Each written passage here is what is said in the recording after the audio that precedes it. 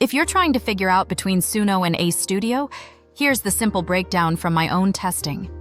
Suno is basically the type a prompt and get a full song instantly tool.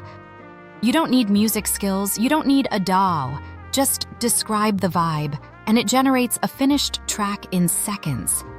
It's fast, fun, and great for ideas or background music. Ace Studio, on the other hand, feels way more like a real production tool. Instead of a black box result, you get control over vocals and composition.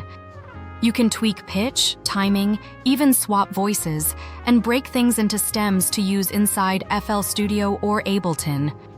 The big difference? Control versus convenience. If you just want quick songs without effort, Suno wins. But if you're a producer who wants editable, studio-style AI vocals and proper workflow integration, Ace Studio is the better pick. Honestly, it depends on whether you want to create music or just generate it.